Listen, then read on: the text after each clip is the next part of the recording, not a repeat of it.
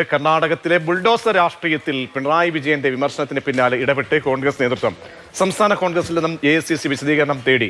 വീടുകൾ പൊളിച്ചു മാറ്റിയ സംഭവം വിവാദത്തിലായതോടെയാണ് നടപടി. KB ശ്രീധരൻ, UP-യിലൊക്കെ സ്വീകരിക്കുന്ന നയം അത് കോൺഗ്രസ് ഭരിക്കുന്ന ഒരു സംസ്ഥാനത്ത് പ്രയോഗിക്കുന്നത് പരക്കെ വിമർശനത്തിനിടയാക്കി. ഇപ്പോൾ AICCയുടെ ഇടപെടൽ എന്താണ്? ഈ വിഷയത്തിൽ രണ്ട് കാര്യങ്ങളുണ്ട്. യലഹങ്ക വില്ലേജിലെ കൊഗിലു മേഖലയിലാണ് ഈ സംഭവം നടന്നത്. ഇവിടെ അനധികൃതമായി താമസിക്കുന്ന കുറെ ആളുകളുടെ കുറെ വീടുകളാണ് പോലീസും BBMP അധികൃതരും ഇടപെട്ട് പൊളിച്ചു നീക്കിയത്. എന്നാൽ മുൻകൂട്ടി ഇവർക്ക് മുന്നറിയിപ്പൊന്നും നൽകിയിരുന്നില്ല. 365 കുടുംബങ്ങളാണ് ഇവിടെ താമസിച്ചിരുന്നത്.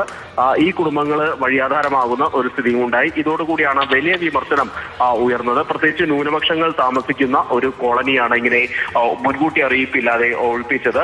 ഇന്ന് DYFIയുടെ നേതൃത്വത്തിൽ A റഹീമിന്റെ നേതൃത്വത്തിൽ ഒരു സംഘം അവിടെ സന്ദർശിക്കുകയൊക്കെ ചെയ്തിരുന്നു. ഇന്നലെ മുഖ്യമന്ത്രി പിണറായി വിജയൻ ഈ വിഷയത്തിൽ കൃത്യമായിട്ടുള്ള ഇടപെടൽ വേണമെന്ന് ആവശ്യപ്പെട്ട് കോൺഗ്രസ് സർക്കാരിന് കത്തയക്കുകയൊക്കെ ചെയ്തിരുന്നു.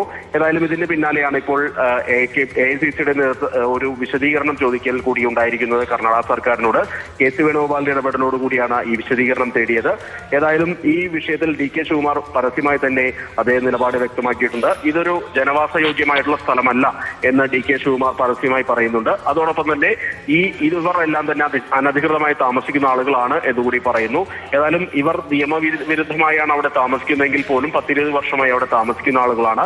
മുൻകൂട്ടി നൽകിയത്. കർണാടകയിലെ വീട് പൊളിക്കൽ സംഭവത്തിൽ ഇപ്പോൾ AICC വിമർശനം ഉയർന്നതോടെ ഇടപെടുകയാണ്.